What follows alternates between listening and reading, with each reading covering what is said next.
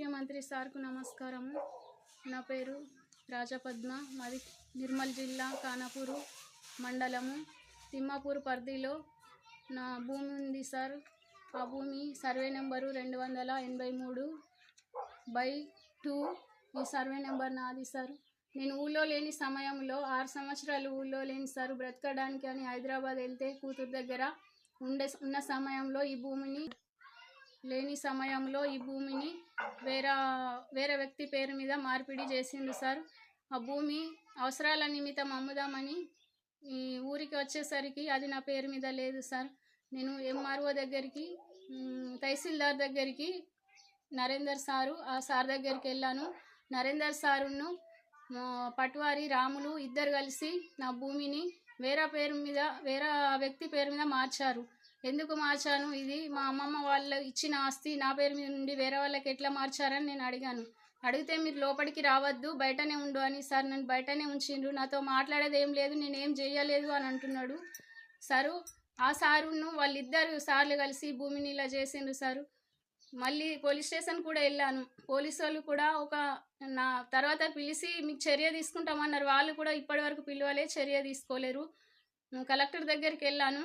అయ్యా నా భూమి ఇలా మార్పిడి చేసిండు సార్ అని చెప్తే కలెక్టర్ సార్ పట్టించుకొని మీకు న్యాయం జరుగుతుందమ్మా, తహసీల్దార్ దగ్గరికి వెళ్ళండి, నేను లెటర్ రాస్తున్నానని లెటర్ పంపించిండ్రు. కానీ ఇక్కడ ఈ నరేందర్ సారును విఆర్ఓ అది పట్వారి రాములు కలిసి చేసిండ్రు. వాళ్ళు మాకేం తెలియదని అంటున్నారు. అసలు న్యాయం జరగడం లేదు.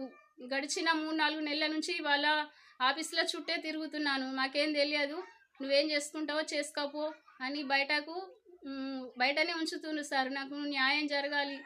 ఇది తెలంగాణ ప్రభుత్వం, ముఖ్యమంత్రి ఆడవాళ్ళకు న్యాయం చేస్తున్నాడు. ఆడవాళ్ళకు అన్యాయం జరగద్దు అని ప్రతిరోజు నేను టీవీలో వార్తలలో ప్రతి జాగాల మీ గురించి వింటున్నానయ్యా. దయచేసి నాకు 2 ఆడపిల్లలు సార్. 2 పిల్లల కోసం ఈ ఆస్తిని, ఈ పొలాన్ని అమ్మకుండా వాళ్ళకు కావాలి కట్నాలకు, పెళ్ళిళ్ళకు, చదువులకని సార్ నేను అది అమ్ముకోకుండా సార్ నేను ఇప్పటి వరకు ఉంచాను. అది కానీ నా పేరు మీద లేకుండా చేశారయ్యా. నాకు న్యాయం సీఎం సార్ మీరు తప్ప నాకు న్యాయం చేసేవాళ్ళు ఎవరు లేరు. కోర్టుకి వెళ్ళాలన్నా కూడా నాకు ఏం డబ్బులు లేవయ్యా. దయచేసి నాకు మీరు న్యాయం చేస్తారని మీ ద్వారా నాకు, ఎందుకంటే ఆడవాళ్ళకు అన్యాయం చేస్తూ ఉంటే మీరు చూస్తూ ఊరుకుండే వాళ్ళు కారు, నా ఆడపడుచులు అన్నారయ్యా. నేను ఆ మాట నమ్ముతున్నాను, నాకు న్యాయం చేస్తారని నమ్ముతున్నాను సీఎం సార్. దయచేసి నాకు, నా పిల్లలకు నాకు న్యాయం చేయాలి.